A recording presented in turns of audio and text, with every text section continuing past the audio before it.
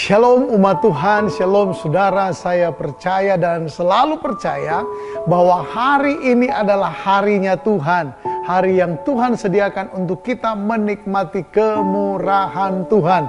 Itu sebabnya seperti saat teduh dalam buku STS yang telah Bapak Ibu terima, saat teduh sepekan yang telah saudara semua terima. Hari ini kita belajar bagaimana kita meneladani Kristus dengan cara melepaskan pengampunan kepada orang-orang yang menyakiti hati kita, yang melukai hidup kita. Nah, apa hubungannya dengan statement saya di awal bahwa hari ini harinya Tuhan? Artinya bahwa begini, jangan sampai hari ini menjadi sia-sia kita tidak dapat menikmati berkat Tuhan yang indah yang Tuhan sediakan, karena hari ini hati kita dikuasai oleh amarah, hati kita dikuasai oleh kepahitan, dan hati kita dikuasai oleh rasa penghakiman kepada orang lain. Nah, bicara tentang hati yang suka menghakimi karena tidak mau mengampuni, Alkitab dalam Injil Lukas pasal yang ke-7 ada sebuah cerita ketika Yesus diurapi oleh seorang perempuan berdosa. Kita baca mulai dari ayat ke-36 Lukas pasal yang ke-7. Seorang Farisi mengundang Yesus untuk datang makan di rumahnya. Yesus datang ke rumah orang Farisi itu lalu duduk makan. Di kota itu, nah di sini masalah mulai terjadi, perhatikan. Di kota itu ada seorang perempuan yang terkenal sebagai seorang berdosa. Ketika perempuan itu mendengar bahwa Yesus sedang makan di rumah orang Farisi itu, datanglah ia membawa sebuah buli-buli pualam berisi minyak wangi. Sambil menangis, ini kisah yang fenomenal saudara. Sambil menangis ia pergi berdiri di belakang Yesus dekat kakinya, lalu membasahi kakinya itu dengan air matanya dan menyekanya dengan rambutnya. Kemudian ia mencium kakinya dan meminyakinya dengan minyak wangi itu. Nah, kisah selanjutnya memberitahu kepada kita, Simon nama orang Farisi itu berbicara di dalam hatinya dan sepertinya merendahkan Yesus. Dalam hati dia berkata, jika Yesus memang benar-benar adalah nabi, nabi itu artinya sangat peka. Dia tahu orang yang berhadapan dengan dia itu siapa karena Tuhan berbicara kepada dia. Nah, Simon berpikir dalam hati bahwa Yesus kalau benar-benar nabi, dia pasti tahu ini perempuan model apa. Tetapi kemudian Yesus, secara singkat saya sampaikan kepada saudara, menyampaikan sebuah perumpamaan dan berujung kepada pertanyaan perenungan tentang bagaimana orang-orang yang diampuni atau dihapuskan surat hutangnya. Siapa kira-kira yang lebih mengasihi sang pembebas hutang? Orang yang hutangnya sedikit atau orang yang hutangnya banyak? Simon dengan cerdas menjawab, tentu saja orang yang hutangnya banyak pasti akan lebih mengasihi sang pembebas hutang itu.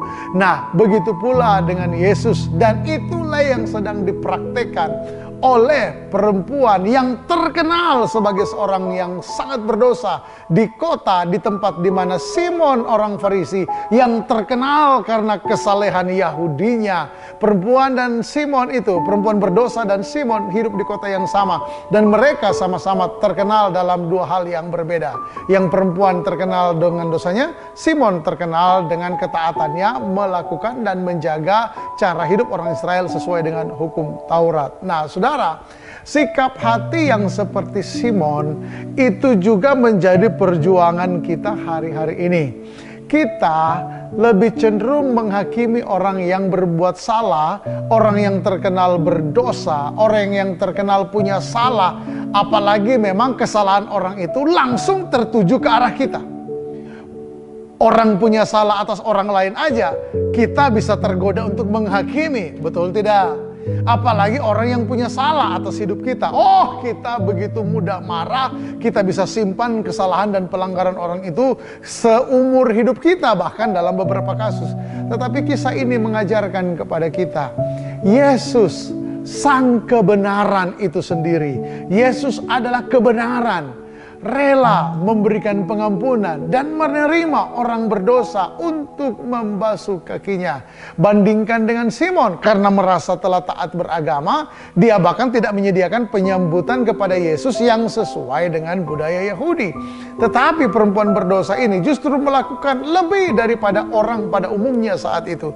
Kenapa? Karena dia merasa sangat bersalah. Dia perlu membasuh kaki Yesus untuk mencurahkan cintanya dan penyesalannya atas dosa-dosanya. Nah, saya catat beberapa poin di sini Bapak Ibu, karena tema kita adalah meneladani Kristus. Kenapa Kristus begitu mudah melepaskan pengampunan? Oh ya, karena dia datang memang untuk memulihkan manusia dari dosa.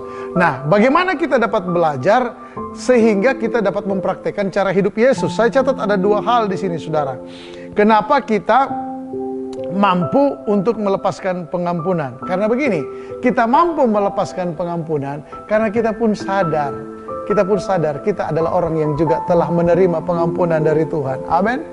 Perempuan itu terkenal berdosa di kotanya. Saya kira saya dan saudara juga dikenal orang atas dosa-dosa kita. Halo.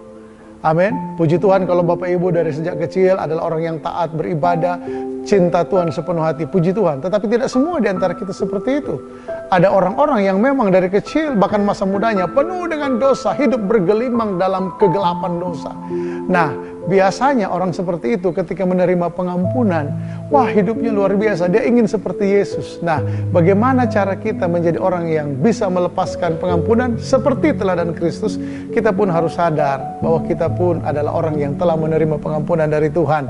Apa yang sudah kita terima, itu yang kita bagikan. Amin. Kemudian yang kedua, kita pasti jadi orang yang mampu mengampuni. Kenapa? Karena ternyata kemampuan untuk melepaskan pengampunan tidak perlu didahului oleh kemenangan atas rasa kecewa. Seringkali kenapa kita bilang begini, aduh saya berat tuh mengampuni. Karena kita pikir saya akan mengampuni kalau saya telah menang atas peperangan melawan kemarahan saya, kekecewaan saya. Kita tunggu-tunggu, enggak, makin kita pikirkan kesalahan orang, makin dendam, makin penuh amarah kita. Betul ya Bapak Ibu? Pengampunan harus lebih dahulu dilakukan, baru kemenangan atas amarah terjadi atas kita. Kemenangan atas kekecewaan terjadi atas kita. Jadi saya simpulkan buat kita, mampukah orang percaya meneladani Kristus melepaskan pengampunan? Saya yakin mampu. Kenapa? Karena Yesus akan memampukan kita. Roh Kudus akan memampukan kita. Karena kita sadar kita adalah orang yang telah menerima pengampunan.